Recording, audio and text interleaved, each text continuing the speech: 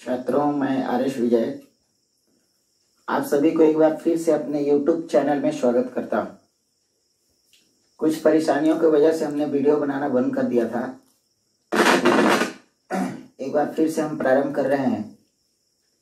आज हम लोग पढ़ेंगे, पिछला जहां तक हमने वीडियो डाला था मैं उसकी बात करूंगा। हमने लाइव भी पढ़ाया है, परंतु जो वीडियो डाला गया था विद्युत स्थैतिकी 1 में, आप प्ले लिस्ट में जाएंगे तो वहां पर वीडियो आपको मिलेंगे। तो हमने विद्युत स्थैतिकी 1 में लास्ट वीडियो डाला था, उसमें हम पढ़ा रहे थे विद्युत क्षेत्र का व्यंजक, गॉस नियम का प्रयोग करते हुए विद्युत क्षेत्र का व्यंजक। तो विद्युत क्षेत्र के व्यंजक में पहला व्यंजक जो हम बताए थे वो था गोलीय आवेश का विद्युत क्षेत्र। अब ये गोलीय आवेश में दो प्रकार के आवेश होते हैं, गोला होते हैं। एक गोला ऐसा होता है जिसके सिर्फ सतह पर आवेश बिखरा, और एक गोला ऐसा होता है जिसमें पूरे आयतन में आवेश बिखरा हो। इसको हम खोखला गोला कह सकते हैं और इसको ठोस गोला कह सकते हैं। अब किसमें आयतन में विकसित होगा आवेश और किसमें पृष्ठ में बिखरा होगा, ये बात आपको ढंग से पिछले वीडियो में बताया गया है। तो अब हम इसमें पढ़ाएंगे खोखला गोला नहीं, खोखला गोला तो हो गया, ठोस गोला का विद्युत क्षेत्र। तो एक बात ध्यान दीजिए, गोला का जो विद्युत क्षेत्र हम बताए थे वो 3 कंडीशन में बताए थे। एक गोले से बाहरी बिंदु पर, मतलब ये गोला है तो यहां पर बताए थे, एक सतह पर बताए थे और एक सतह के अंदर बताए थे। ठीक है, तो अगर हम ध्यान से देखें तो यहां पर ठोस गोला जो आएगा उसमें भी यही कंडीशन आने वाला है। मतलब ठोस गोला में भी हम लोग विद्युत क्षेत्र कितने जगह पढ़ेंगे, तो 3 जगह पढ़ेंगे। ठोस गोला हम उसे कह रहे हैं जिसके आयतन में आवेश बिखरा हो।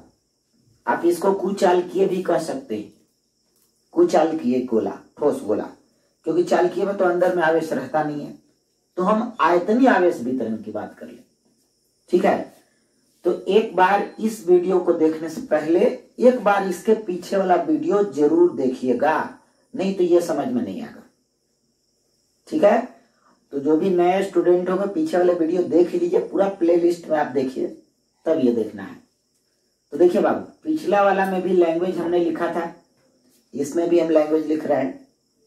देखिए, ठोस गोला और खोखला गोला में बस अंतर सिर्फ इतना ही है कि खोखला गोला में आवेश पृष्ठ पर था और यहां आवेश पूरे आयतन में रहेगा, और बाकी गॉसीय पृष्ठ का चयन, फ्लक्स निकालना, प्रत्येक चीज जितना भी हमने इसमें बताया था सब वही रहेगा।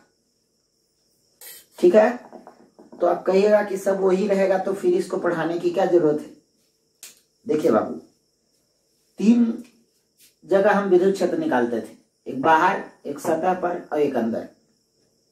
तो इसमें बाहर और सतह पर तो वही व्यंजक रहेगा, फार्मूला, लैंग्वेज वगैरह सब वही रहेगा, है ना, भाषा वगैरह सब वही रहेगा। ठोस हो जाएगा सिर्फ खोखला के जगह। और बाहर जितना भी होगा सतह पर चाहे बाहर, वो विद्युत क्षेत्र वही होगा जो उसमें हुआ था, जैसे हम करके अभी दिखाएंगे। लेकिन इसमें बदलाव अंदर में आता है। अंदर में कहने का मतलब मेरा है कि ये ठोस गोला है। अब ठोस गोला के अंदर आप जाइएगा तो आवेश मिलेगा, लेकिन खोखला गोला में हम ये कह के विद्युत क्षेत्र अंदर 0 बता दिए थे। देखिए, खोखला गोला का बाहर में विद्युत क्षेत्र KQ/R² था, है ना, सतह पर KQ/R², वो अंदर में 0 कह दिए थे क्योंकि अंदर में वहां पर कोई आवेश नहीं था, तो 0 हो गया था। लेकिन यहां पर तो 0 नहीं होगा क्योंकि यहां तो अंदर आवेश है। खोखला में सब आवेश बाहर था, लेकिन यहां पर तो आवेश होगा, है ना। तो अंदर आवेश यहां है, यानी कहने का मेरा मतलब ये है कि फॉर्मूला में सिर्फ अंदर वाला बदलेगा।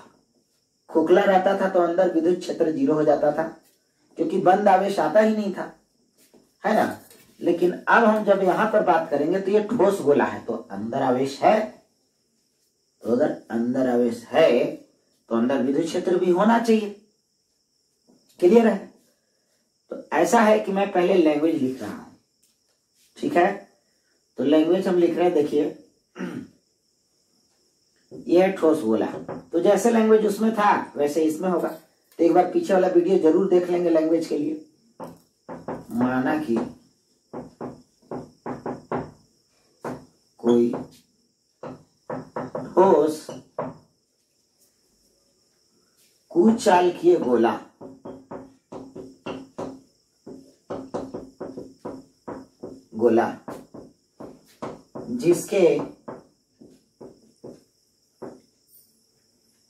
जिसकी त्रिज्या r है और उसके पूरे आयतन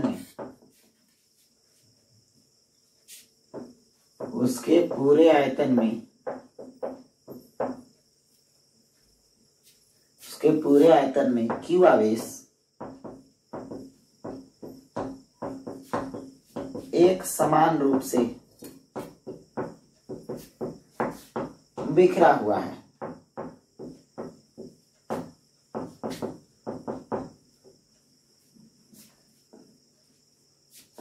देखिए, अगर ठोस गोला है और मैं आयतन में आवेश की बात कर रहा हूं तो आवेश कुछ इस प्रकार से होंगे। जहां पर आवेश हमने Q माना, उसकी त्रिज्या हमने R माना, ऐसा ही खोखला गोला में भी माना गया था, वैसे यहां भी माना गया। यहां भी अगर बाहरी बिंदु पर मान लीजिए यहां पर विद्युत क्षेत्र निकालना है तो आप गॉसीय पृष्ठ का चयन करेंगे। तो इस गॉसीय पृष्ठ के बारे में अब लिखा जाए।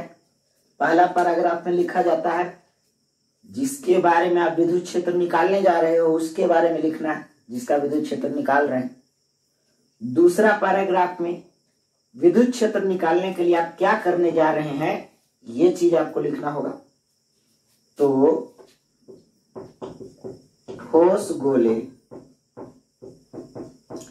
के कारण विद्युत क्षेत्र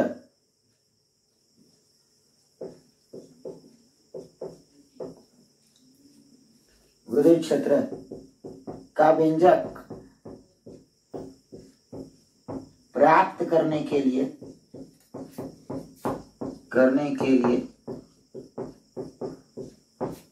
एक गॉसीय पृष्ठ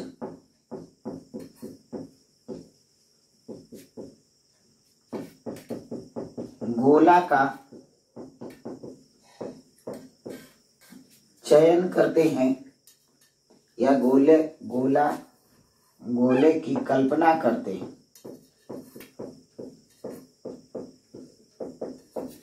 हैं। पिछला वीडियो देखे होंगे तो कहां से गुजरता होगा। तो जो गोला हम लोग कल्पना कर रहे हैं वो कहां से गुजरना चाहिए, तो जिस बिंदु पर विद्युत क्षेत्र निकालना है वहां से गुजरना चाहिए। ये सब बातें बताया जा चुका है। गोले की कल्पना करते हैं जो P बिंदु से गुजरता है।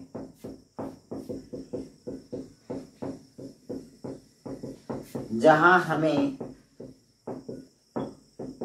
विद्युत क्षेत्र निकालना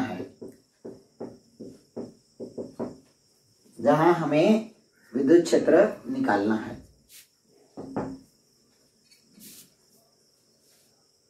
गॉसीय पृष्ठ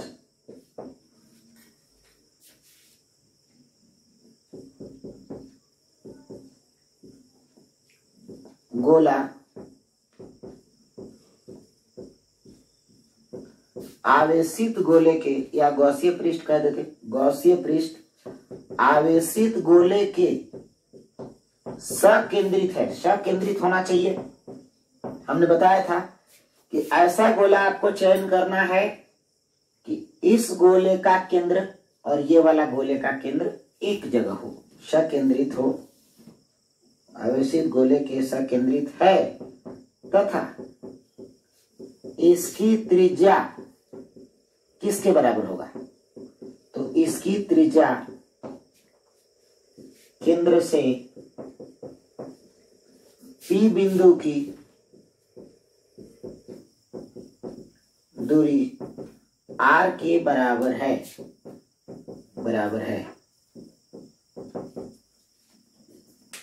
ठीक है। ये लिख लीजिएगा पॉज करके।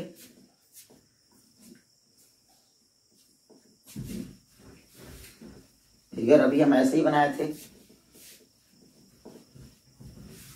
चलिए अब हम लोग काम करते हैं, विद्युत क्षेत्र निकालते हैं।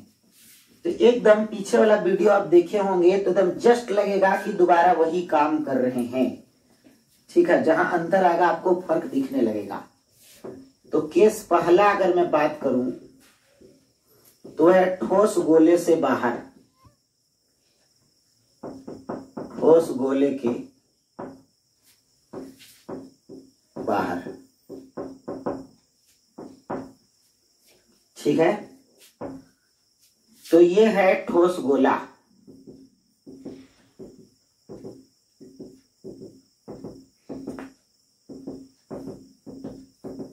यहां है एक समान रूप से आवेश विकसित, वो आवेश है Q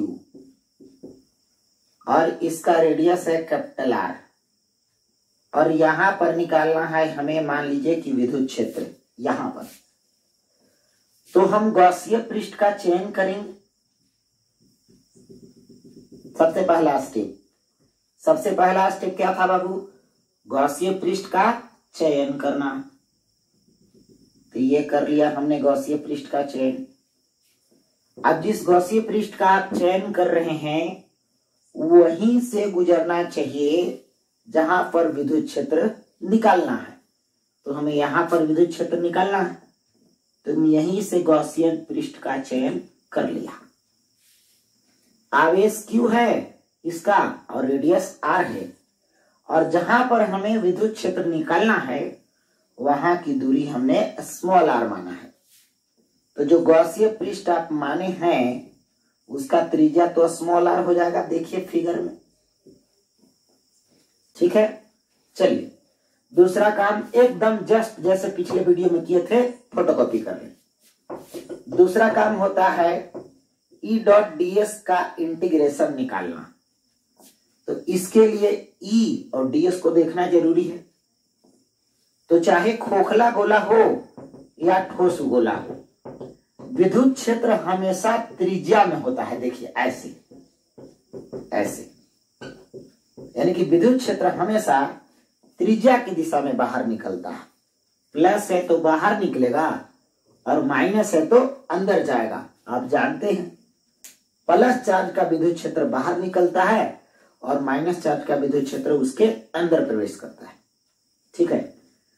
तो विद्युत क्षेत्र तो पक्का है कि त्रिज्या के अनुदिश होता है, तो यहां पर विद्युत क्षेत्र इधर ही होगा, यही तो त्रिज्या है बाबू, ठीक है, जो कि पृष्ठ के लंबवत होता है। रही बात ds की, तो ये देखिए ds है ना। ds क्या है? s है गॉसीय पृष्ठ का क्षेत्रफल और ds है गॉसीय पृष्ठ के क्षेत्रफल का छोटा भाग।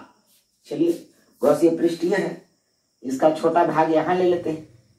जहां E होना चाहिए वही ds होगा, तब न दोनों के बीच एंगल देखा जाएगा। तो ये ds हमने लिया था ऐसे। ds क्या है? ds एक क्षेत्रफल सदिश है जो क्षेत्रफल के हमेशा लंबवत होता है। तो इस बिंदु पर अगर आप लंब खींचिएगा तो गोला का अभिलंब हमेशा केंद्र से गुजरता है। कई एक बार हमने बताया है। तो ये पीछे जाएगा तो केंद्र से गुजरेगा, तो ये भी त्रिज्या के अनुदिश हो गया, और विद्युत क्षेत्र तो त्रिज्या के अनुदिश होता ही है। तो जाहिर सी बात है एंगल 0 डिग्री बन जाएगा, जैसे पिछला वाला में हुआ था, फोटोकॉपी एकदम। तीसरा काम है बंद आवेश निकालना। तो बंद आवेश कितना है? तो बंद आवेश की अगर हम बात करें, गॉसीय पृष्ठ के अंदर बंद आवेश Q बंद कितना है? तो देखिए गॉसीय पृष्ठ के अंदर यहां पर ये पूरा गोला बंद है ना। तो जब पूरा गोला इसके अंदर बंद है तब तो इसका पूरा आवेश इसके अंदर बंद है, ठीक है। तब तो आप बंद आवेश Q हो जाएगा सीधे। देख लीजिए आप, इस गोले के अंदर सारा का सारा आवेश बंद है, क्यू ही हो गया। तो ये दोनों समान दिशा में है तो थीटा बराबर 0 डिग्री हो गया। क्यू बंद का मान क्यू हो गया, गॉसिय पृष्ठ सब वही है, आप ध्यान से देख लीजिए। पिछला वाला केस खोखला गोला वाला एकदम जस्ट, इसलिए पिछला वीडियो जरूर देख लीजिएगा। यानी कि कोई बदलाव नहीं होने वाला है। क्यों? क्योंकि हम बाहर से देख रहे हैं ना, तो आवेश तो क्यू ही नजर आएगा, चाहे वो खोखला गोला हो या ठोस गोला हो, आवेश तो हमने क्यू ही माना था ना।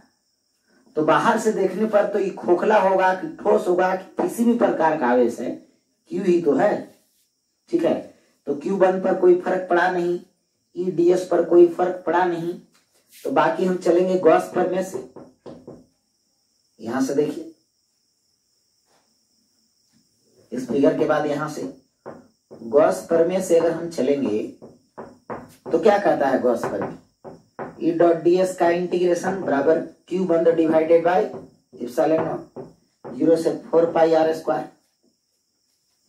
ठीक है, पिछला वीडियो अगर देखे होंगे तो ये डायरेक्ट आता है E into 4 pi R square. ये कैसे आया पिछला वीडियो आप जरूर देख लेंगे, है ना। थीटा 0 डिग्री है, चलिए कर ही देते हैं थोड़ा सा 2 लाइन। इसको तोड़ेंगे, ई डीएस कॉस थीटा। ठीक है, तो थीटा 0 डिग्री। अच्छा, कहां से कहां तक? तो 0 से 4 पाई आर स्क्वायर। आपसे बार बार आग्रह है, आप पिछला वीडियो जरूर देख लेंगे, ये सब बात बहुत बढ़िया समझाया गया है। देखिए बाबू, ई डीएस कॉस 0 तोड़ेंगे तो कॉस 0 का वैल्यू 1 हो गया। अच्छा, ई को हम बाहर कर लेते थे, 0 से 4 पाई आर स्क्वायर। छठा सातवां बार कर रहे होंगे ये काम है, क्यू बाई एप्सिलॉन नॉट। इसलिए E into 4 pi R square बराबर क्यू बाई एप्सिलॉन नॉट। ये ई क्यों बाहर हुआ, इसका कारण बताए थे कि इस बिंदु पर विद्युत क्षेत्र ई है। तो ये जो इंटीग्रेशन हो रहा है ये पूरे गोले से हो रहा है बाबू। तो पूरा गोला पर अगर हम बिंदु लेंगे, यहां लेंगे, फिर यहां लेंगे, फिर यहां लेंगे, फिर यहां लेंगे, तो दूरी तो वही ना होगा केंद्र से। तो जब दूरी वही होगा तो विद्युत क्षेत्र का वैल्यू भी वही रहेगा। तो ब्रैकेट में हम लिख देते हैं कि चूंकि R बराबर कांस्टेंट है इसलिए E बराबर कांस्टेंट होगा, इसलिए E हो गया बाहर। ds का इंटीग्रेशन s का वैल्यू दिखे दिया हुआ है 4 pi R square Q by epsilon naught. तो E बराबर क्या हो जाएगा? Q by 4 pi epsilon naught R square. वही पुरानी कहानी, E बराबर आ गया के क्यू बाई आर स्क्वायर। समझ रहे होंगे, 1 बाई 4 पाई एप्सिलॉन नॉट को हमने के लिख दिया तो के क्यू बाई आर स्क्वायर। और ये जो E आया ये बाहरी बिंदु पर आया, इसलिए इसका नाम रख देते हैं E बाहर बराबर के क्यू बाई आर स्क्वायर। ये विद्युत क्षेत्र हो गया बाहरी बिंदु पर। तो इसको पॉज करके आप लिख लेंगे। आप ऐसा देखेंगे कि कोई बदलाव नहीं होगा खोखला गोला और ठोस गोला में, फिगर में सिर्फ बदलाव है, बाकी कोई चेंजिंग नहीं है। ठीक है, तो इसको मैं मिटा रहा हूं। चलिए, जहां बदलाव होगा वहां हम फिर से ढंग से समझाएंगे। इसमें कोई बदलाव ही नहीं हो रहा है, पिछला वाला और इसमें फोटोकॉपी हो रहा है एकदम। केस पहला और केस दूसरा तक वही रहेगा हालात। केस दूसरा, ठोस गोले के सतह पर। ठीक है, तो जो बिंदु हम यहां पर लिए थे ना, वो बिंदु अब हमको यहां लेना होगा सतह पर, यहां पर बाबू। तो यहां पर हम गॉसिय पृष्ठ का चयन करेंगे। पहला काम क्या है बाबू? गॉसिय पृष्ठ का चयन करना। तो वो गॉसिय पृष्ठ का चयन हमने कर लिया। अब बताओ इसमें बंद आवेश कितना आएगा? तो इसमें टोटल आवेश क्यू है। ध्यान से अगर आप देखें तो अभी भी ये गॉसिय पृष्ठ बाहर ही न है, लगभग जस्ट बाहर है, तो अभी भी तो सब आवेश अंदर आएगा। यहां गोला है, हमने बाहर से ऐसे पृष्ठ माना है, वही एकदम सटा हुआ। ठीक है, तो सटा हुआ यहां से आप गॉसिय पृष्ठ माने हैं, तो ये गॉसिय पृष्ठ के अंदर बंद आवेश कोई नहीं बंद आवेश कहते हैं। तो Q बंद का वैल्यू अभी भी Q, अभी भी यहां E डॉट ds का हालात वही रहेगा, पूरे गोला में अब वही रहेगा। ठीक है, बस फर्क क्या है कि जो दूरी आप लिए थे गोले से बाहर r, वो r बराबर r हो गया। आप कहिएगा कैसे?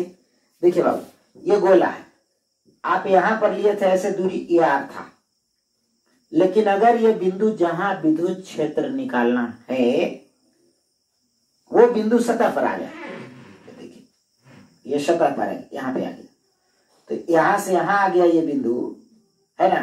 तो ये दूरी घट करके किसके बराबर हो गया? देखिए त्रिज्या के बराबर हो गया। जस्ट एक पॉइंट छोटा है, एक पॉइंट आगे है बस, ये सतह पर एक पॉइंट आगे। तो एक पॉइंट से क्या फर्क पड़ता है? इतना बड़ा आर है, और अगर इतना से इतना बड़ा स्मॉल आर है तो क्या फर्क पड़ता है? तो आर बराबर आर हो, है ना। बाकी सब वही है, तो दूरी यहां त्रिज्या के बराबर हो गया। यही बात तो पिछला वाला में बताया गया था, तो जस्ट वही बात आएगा, सिर्फ ई बराबर क्या आ जाएगा? तो ई सतह बराबर डायरेक्ट लिख देते हैं के, या ऐसे एक बार आप गॉस नियम से दर्शा दें तो भी कोई दिक्कत नहीं है। गॉस नियम से चलेंगे तो ई डॉट ds का इंटीग्रेशन 0 से 4 पाई कैपिटल R स्क्वायर हो जाएगा, Q बंद बाय इप्सिलॉन नॉट। तो E into 4 pi capital R square is equal to Q by epsilon naught. इसलिए ई सतह बराबर, सतह किस लिए बोला गया? ई को, समझ रहे हैं आप, के Q by capital R square, क्योंकि विद्युत क्षेत्र हम सतह पर निकाल रहे हैं, इसलिए इसका नाम ई सतह। तो एक बार बाहर निकाला, एक बार सतह पे निकाला। इसमें ठोस गोला में और खोखला गोला में कोई अंतर नहीं होगा। ठीक है, इसको पॉज करके लिख लीजिएगा। मेन है केस नंबर 3, उसको समझना है।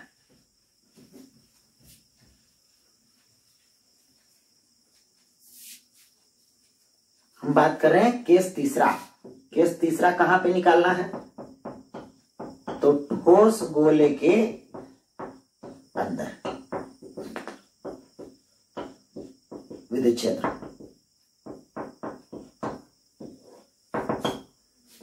अंदर।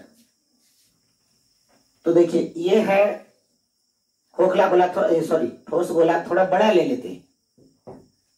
बड़ा इसलिए क्योंकि हमें अंदर काम करना है, तो थोड़ा उसको जूम कर दिया, मतलब थोड़ा बड़ा दिखा रहे हैं, है ना। ऐसा नहीं कि ये 3 केस में आके बड़ा हो गया। चलिए, ये हमने आवेश लिया। आवेश बहुत ज्यादा लेंदी नहीं लेना है। क्यों? क्योंकि बहुत ज्यादा लेंदी हो जाएगा तो अंदर गॉसीय पृष्ठ दिखाना है ना। तो दूसरे कलर से आप दिखा सकते हैं, गॉसीय पृष्ठ अंदर दिखाना है, इसलिए हम थोड़ा बड़ा ले रहे हैं।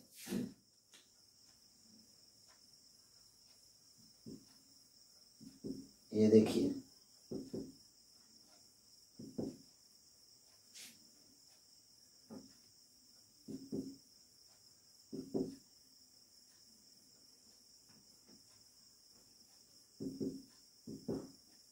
एक समान आवेशित है। चलिए, ठोस गोला है, आप पूरा समझे ठोस गोला है, लेकिन हमने थोड़ा सा यहाँ जगह इसलिए छोड़ा है कि यहाँ पर हमें गॉसीय पृष्ठ का चयन करना है। ये देखिए, अब बाहर निकलना था, निकल गया। सतह पर निकालना था, निकल गया। अब हम सतह के अंदर जा रहे हैं, यानी कि R less than R, R का वैल्यू, दूरी का वैल्यू R से छोटा। तो यहां पर हम P बिंदु का चयन कर लेते हैं, एक बिंदु जहां पर हमें केंद्र से कितना दूरी ले लें? केंद्र से लेते हैं स्मॉल r दूरी, दूरी तो R ही चल रहा है ना, है ना। तो सबसे पहला काम ये है टोटल रेडियस R। सबसे पहला काम गॉसीय पृष्ठ का चयन करना, गॉसीय पृष्ठ का चयन करना। यह रेडियस कैपिटल R, यह स्मॉल r। चलिए, सबसे पहला काम गॉसीय पृष्ठ का चयन करना। गॉसीय पृष्ठ वहीं से गुजरना चाहिए जहां पर विद्युत क्षेत्र निकालना है। देखिए बाबू, हमें यहां विद्युत क्षेत्र निकालना है, ठीक। दूसरी बात, गॉसीय पृष्ठ गोला होगा और गोला सकेंद्रित होगा, ठीक है, ये गोला तो पहले से क्लियर है कि गोला का गोला ही होता है, गोली आवेश है तो उसका गॉसिय पृष्ठ गोला ही होता है, सब केंद्रित होता है, मतलब इसी को केंद्र मानते हुए और ये रेडियस का काम करेगा, जहां पर विद्युत क्षेत्र निकालना है वहां से गुजरेगा और केंद्र वही होगा, तो गॉसिय पृष्ठ कुछ ऐसा होगा बाबू। ये देखिए, यह गॉसिय पृष्ठ रेड कलर से हमने दर्शाया इसे, यह गॉसिय पृष्ठ।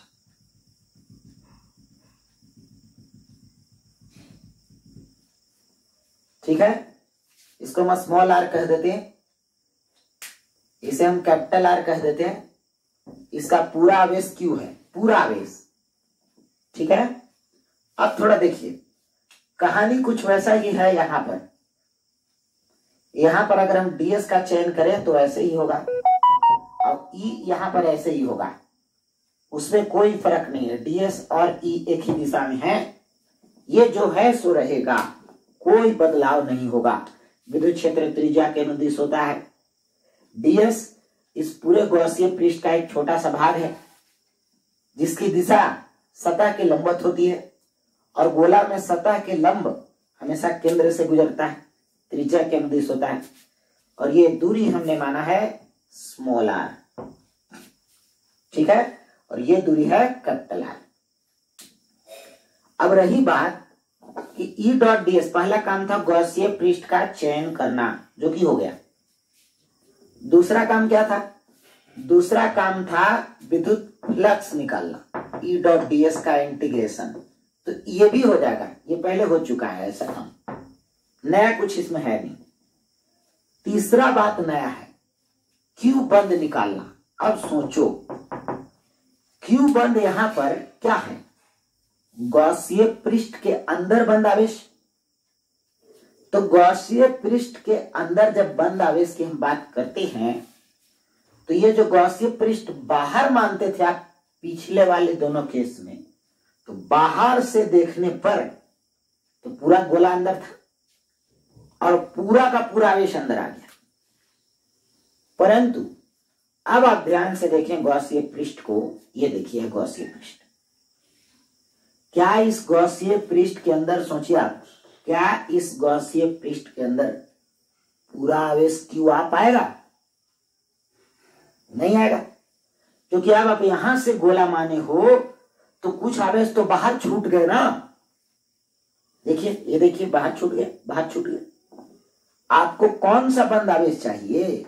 आपको हमारे हाथों पे ध्यान दीजिएगा, ये बंद आवेश चाहिए, ये अंदर वाला, ये गोला है, इसके अंदर आवेश चाहिए। तो इन आवेशों को तो छोड़ना होगा हमें, और ये पूरा जो आवेश हम माने हैं कॉन्फ़िगरेशन में, ये हम क्यू माने हैं। पूरे प्रकोष्ठ में, पूरे रीजन में अगर हम चलेंगे आवेश लेके, तो वो हमने कैपिटल क्यू माना है। ठीक है, तो अब सवाल ये उठता है कि ये वाला जो आवेश है जो इस गॉसिय पृष्ठ के अंदर बंद है, वो कैसे निकलेगा? ठीक है, तो सबसे पहली बात ये एक समान वितरण है आवेश का। तो एक समान वितरण है तो हम एक ही नियम लगा सकते हैं। मतलब हम ऐसा कर सकते हैं बाबू, ये पूरा आयतन है, ठीक है, आवेश कैसा वितरण है? आयतन पर है कि पृष्ठ पर है कि लंबाई में है? जाहिर सी बात है आयतन में आवेश है, पूरे आयतन में आवेश है।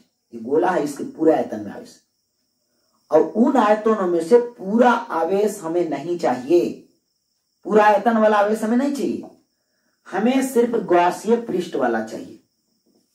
ठीक है, तो क्या हम ऐसे लिख सकते हैं बंद आवेश की गणना के लिए? देखिए बाबू, पूरा आवेश हमें मालूम है, पूरा आयतन में आवेश हमें मालूम है। पूरा आयतन बोले तो वह गोला जिसकी त्रिज्या कैपिटल आर है, और हमें चाहिए किसमें? तो गॉसिय पृष्ठ के अंदर बंद आवेश। तो गॉसिय पृष्ठ कौन है? ये वाला गोला है जिसकी त्रिज्या स्मॉल आर माने, यह पी बिंदु है ना। क्या ऐसे लिखा जा सकता है? चूंकि पूरे 4/3 पाई आर क्यूब आयतन में, ठीक है, आवेश बराबर क्यू है। पूरा आयतन में आवेश मालूम है क्यू, तो क्या इतना आयतन नहीं निकलेगा? एकदम सिंपल। ठीक है, एकदम सिंपल बोले तो एक एक नियम। एक एक नियम में क्या होता है, पूरा चीज दिया हुआ है और आपको बीच में कोई चीज निकालना है ना। जैसे मान लीजिए 10 कलम का दाम 50 रुपया, तो आपको 2 कलम का दाम निकालना है, तो आराम से आप निकालते हो, एकदम छोटा छोटा बात। तो पूरा आयतन में आवेश है Q, तो इसीलिए इतना आयतन में कितना होगा निकाल लेते हैं। पूरा में इतना है, इसलिए एक में कितना होगा, तो Q/4/3 पाई r क्यूब। इसलिए आपको कितना में चाहिए, तो आपको वही आवेश चाहिए ना जो गॉसीय पृष्ठ के अंदर बंद है, तो आपको इतना ही आयतन वाला चाहिए, पूरा आयतन वाला नहीं चाहिए। तो इतना आयतन कितना होगा, तो ये भी तो गोलीय आयतन है, तो 4/3 पाई स्मॉल r क्यूब, इतना आयतन चाहिए, है ना। आवेश तो बंद आयतन में ही होगा ना यहाँ पर, तो Q divided by 4/3 pi r cube. आवेश तो आयतनीय वितरण है, तो इसलिए आयतन लेके चल रहे हैं। सतहीय वितरण रहता तो सतहीय वाला लेके चलते, 4/3 पाई r cube into 4/3 pi small r cube, ये कैंसिल हो गया। और यहां से बंद आवेश आ गए कितने, बंद आवेश Q बंद बराबर आ गया बाबू Q small r cube divide by r cube. ठीक है, यह तरीका, एक ही नियम, सिंपल। हमें चाहिए था इतना, दिया पूरा था, तो इतना कैसे निकलता, तो हमने लगा दिया रूल। चलिए आगे देखिए, हम दूसरा मेथड ऐसे भी काम कर सकते हैं, दूसरा विधि है ना। Q बंद रो इंटू V बंद,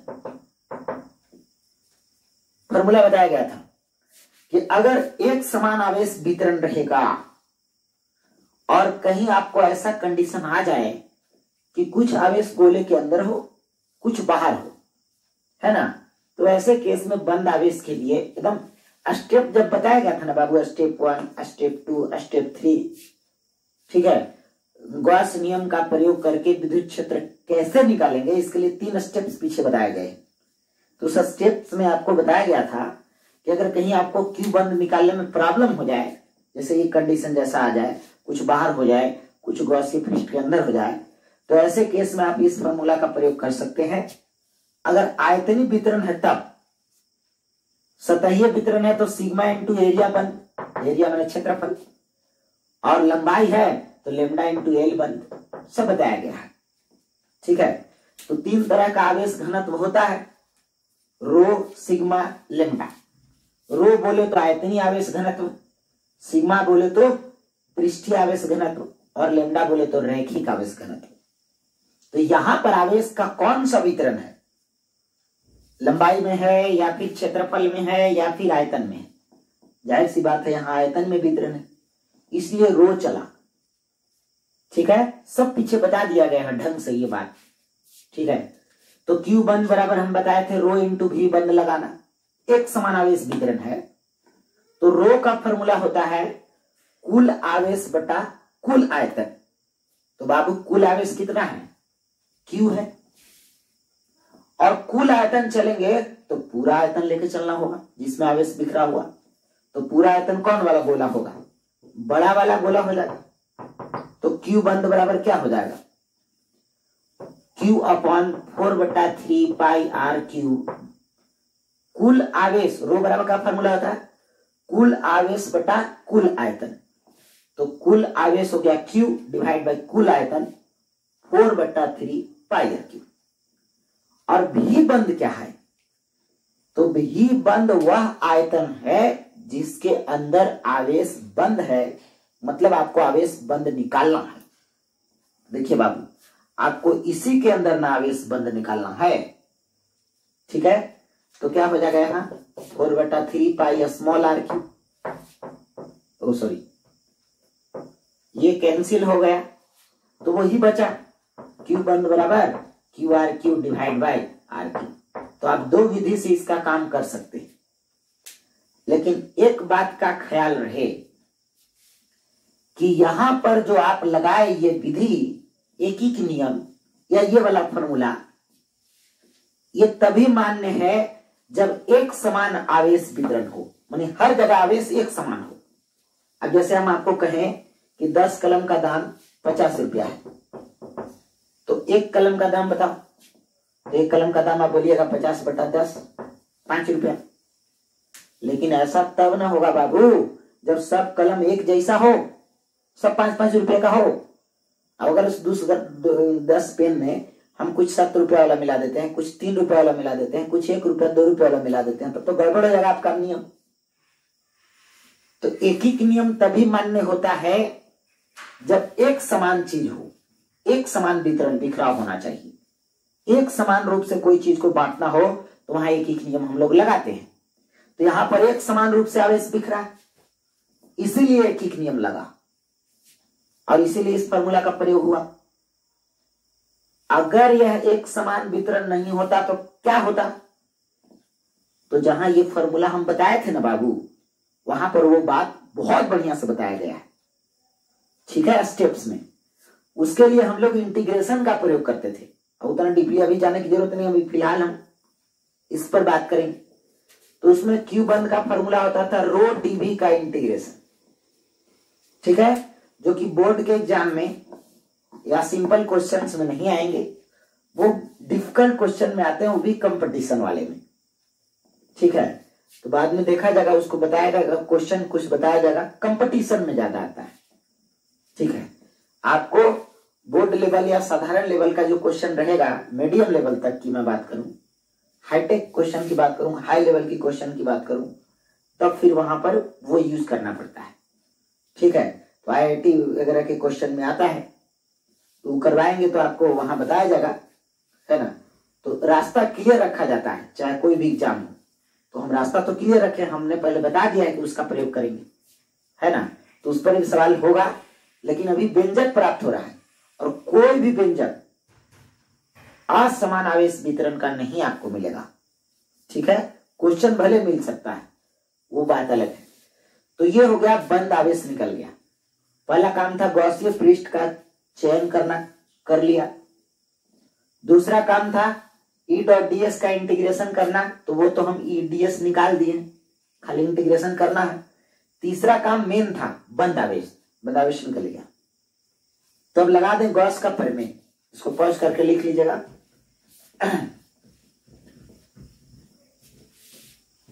गॉस का प्रमेय अगर हम लगाएं तो वो कहता है E.ds का इंटीग्रेशन बराबर क्यू बंद divided by epsilon not.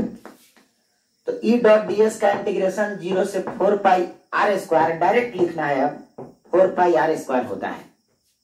Competition के सवालों में भी ये वाला बात अब डायरेक्ट लिखिएगा, वो इंटीग्रेशन लंबा करने की कोई जरूरत नहीं है, ठीक है। एक केस में हो गया, बस दूसरा तीसरा केस में ऐसे ही चलेगा।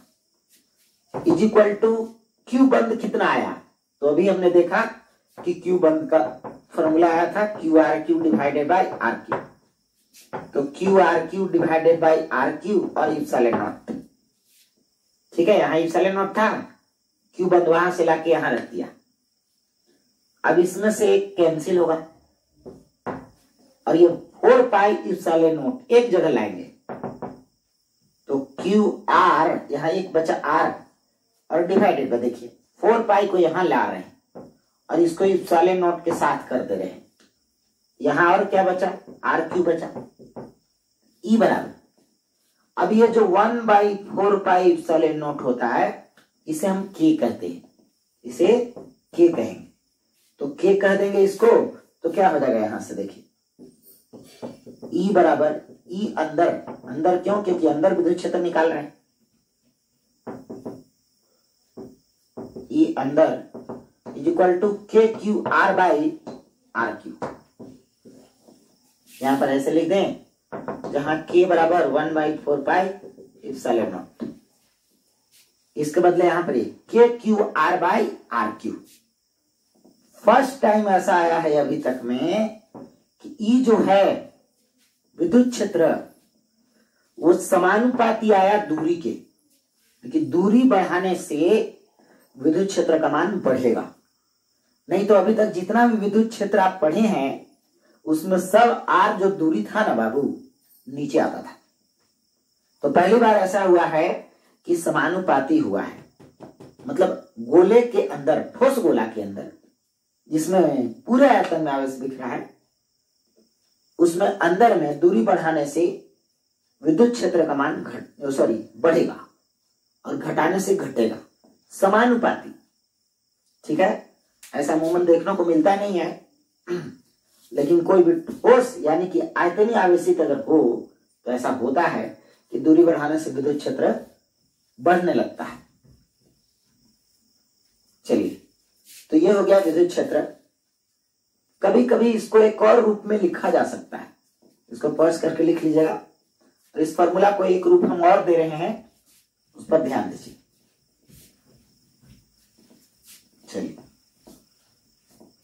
ये फॉर्मूला आया E equal to Q by 4 pi epsilon naught QR by RQ। कभी कभी इस फॉर्मूला को Q के रूप में ना लिख के रो के रूप में लिखता है। तो कहेगा रो क्या है सर? तो रो वही कुल आवेश बटा कुल आयतन 4/3 पाई RQ, जिसे हम क्या कहते हैं? जिसे हम कहते हैं आयतनीय आवेश घनत्व। आयतनीय आवेश घनत्व कहते हैं, आयतनीय आवेश घनत्व कहते हैं। तो अगर हम चाहें तो इस फॉर्मूला को रो के रूप में बदल सकते हैं। तो इसके लिए करना क्या होगा? Q का वैल्यू यहां से उठाएंगे। Q बराबर क्या हो जाएगा? रो इंटू 4/3 पाई RQ। देखिए, घनत्व बराबर होता है आवेश बटा आयतन, तो आवेश बराबर घनत्व गुने आयतन।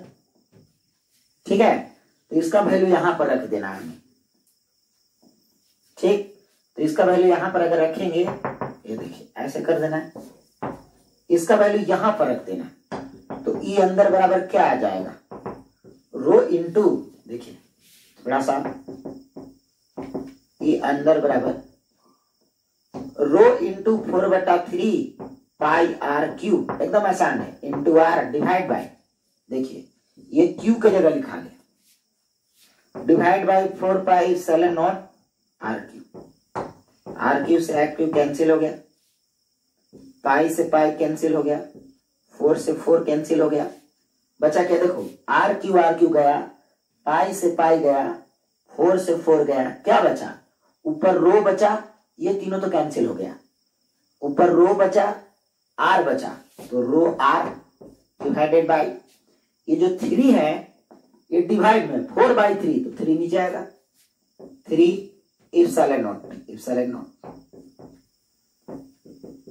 ये एक समान आवेश वितरण के लिए ये बात का ख्याल रहे, यानी कि रो बराबर कांस्टेंट होना चाहिए, घनत्व स्थिर होना चाहिए, मतलब आवेश नहीं कहीं ज्यादा रहना चाहिए और नहीं कहीं कम रहना चाहिए। आवेश का बिखराव हर जगह एक जैसा होना चाहिए, उसके लिए ये फॉर्मूला है।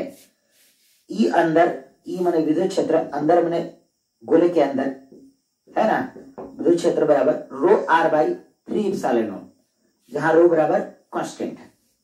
ठीक है, तो या तो आप ये याद रखिए और या तो आप ये वाला याद रखिए, KQ/R², इसको K बोले, KQ/R²। तो अन्य सूत्र, अगर आप Q वाला फॉर्मूला याद रखते हैं तो ये फॉर्मूला का प्रयोग करके Q का मान रख दीजिएगा ना, तो रो के रूप में आएगा। अगर आप रो वाला फॉर्मूला याद रखते हैं तो इस रो का मान यहां से उठा के रख दीजिए, तो फिर Q वाला फॉर्मूला आ जाए। तो आपको कोई एक फॉर्मूला याद रखना है और दूसरा वाला फॉर्मूला आप इस फॉर्मूला से ला सकते हैं। ठीक है, तो ये रही बात ठोस गोला का विद्युत क्षेत्र। अब हम इसका ग्राफ देख लेते हैं। इसमें मेन कौन था? मेन तीसरा केस है, पहला दूसरा केस तो जस्ट खोखला गोला की तरह हो गया। चलिए बाबू, अब हम जल्दी से ग्राफ देख लेते हैं, विद्युत क्षेत्र का ग्राफ।